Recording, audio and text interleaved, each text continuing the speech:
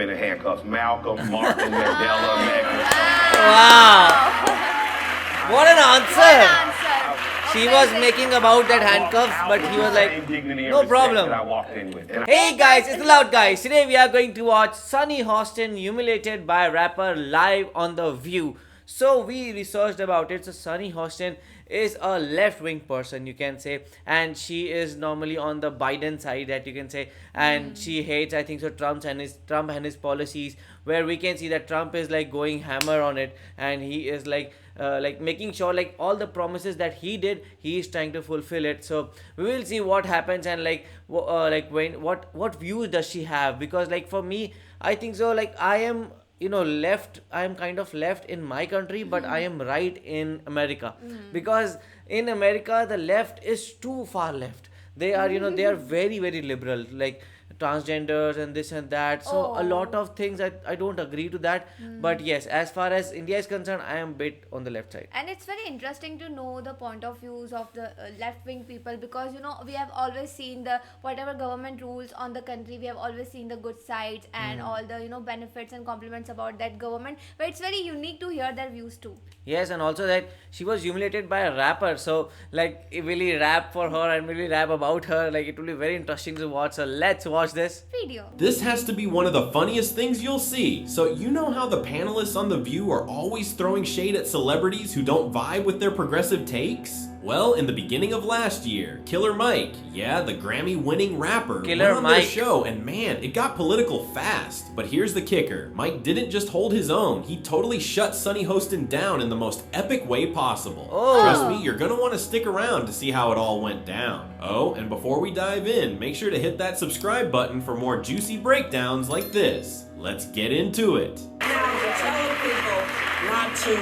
not to stop dreaming. No, you cannot stop. Anything is possible. You have to. You have to keep whatever 9-year-old, 12-year-old, 15-year-old is in your head. Keep that child alive. Yes. No matter what you see in the mirror, you're still that child. And your imagination has to be bigger than the room, bigger than the building, bigger than the sky. Because if you keep the imagination alive, everything is possible. That's right. Wow. If you limit your imagination, nothing becomes as possible as it could be. So. If you haven't heard of Killer Mike, he's a major rapper from Atlanta and part of the duo Run the Jewels. He started out as a lyricist and really carved his own lane by mixing hip-hop with activism, which made him stand out in the rap game. On top of his music career, Killer Mike's become a huge voice for change, fighting for policies that support black communities. He's earned a lot of respect for being able to connect with all kinds of people while staying true to his message. By the start of last year, his career hit a whole new level. He won 3 Grammys for his album Michael, picking up awards for Best Rap Album, Best Rap Performance, and Best Rap Song. Wow, Now, you'd 3 think when he went Grammys. on The View, just a few days after such a huge win, it would be all celebration, right? But nope. Things got a little weird. Instead of congratulating him, Sunny Hostin came at him with some pretty tough questions, almost like she had a personal problem with him. You've got to see how it all went down.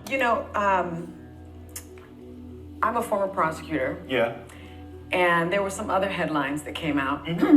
I was very upset about it. Yeah. Because it was unnecessary, and you don't do that on that special night. Yeah. Especially for what I read about. Yeah. So what I'm gonna ask you is, there was an incident at the Grammys.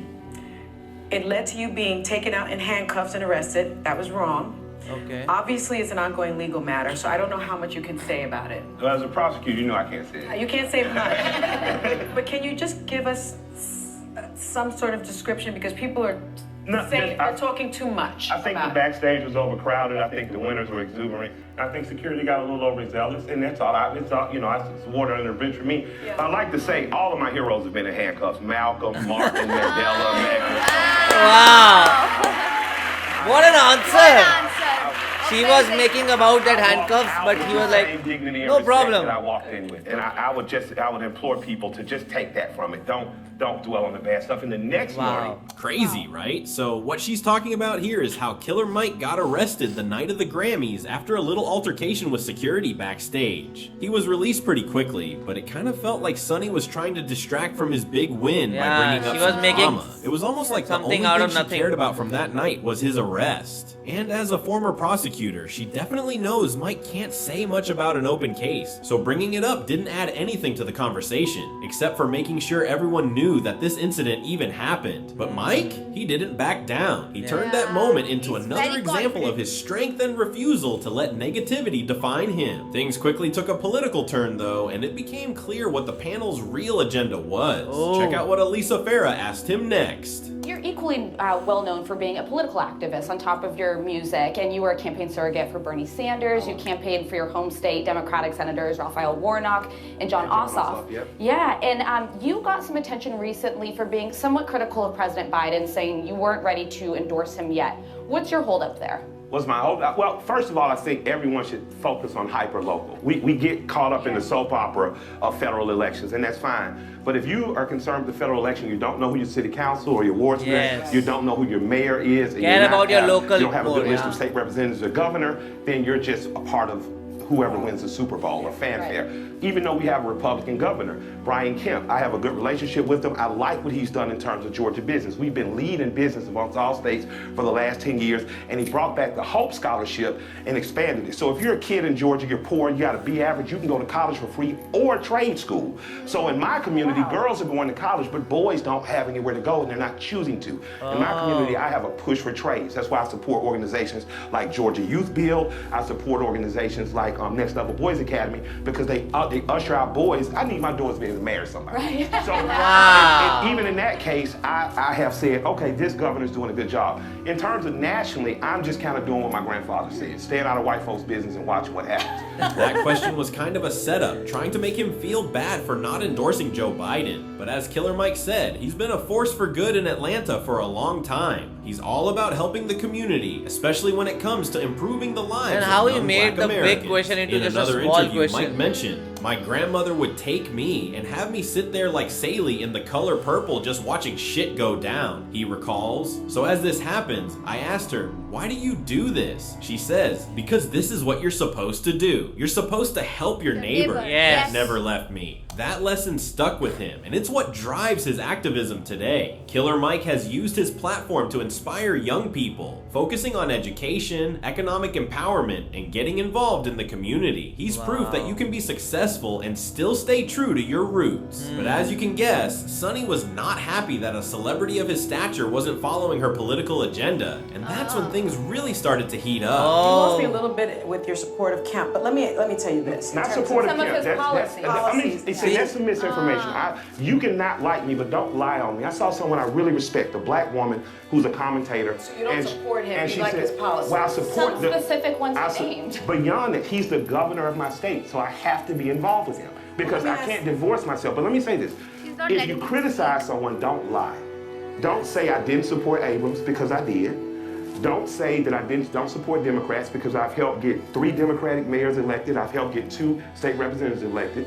But if someone is in the king's seat, I'm not going to not have dinner with the king on behalf of my people. I have to do that. This is wild, right? It really says a lot about Killer Mike's take on leadership and politics. That's very good. The guy's not out here pushing a political agenda. His deal with the government was about making real change for the community. He's not interested in picking sides just to look good. It's all about getting things done. Mike's main goal has always been to help the community, no matter who's in power. And honestly, that's the kind of practical, results-focused mindset we need more of today, especially with how divided things are. And I don't like the group of the women that are there, because their agenda is to just make sure that everybody agrees to them, because their smile and everything was, the moment he was saying something, they're like, It just showed their real face. They just wanted like either agree to us or we just don't care about you. Also, they were just asking questions in expectations of that they should agree on them, like always. They ask, and if that guy is not agreeing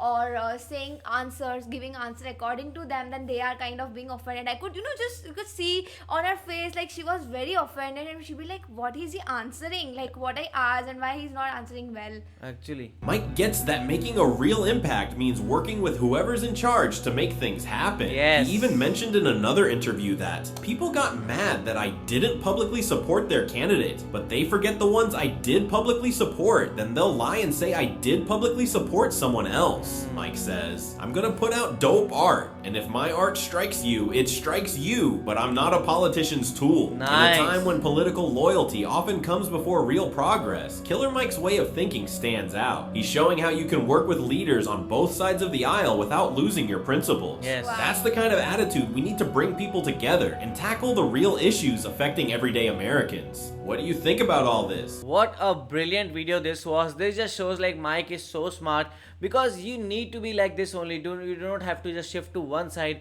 You can talk to one party, then you can go to another party, and you can talk to the leaders of other party too, so that, because you need to work for your local people and your community.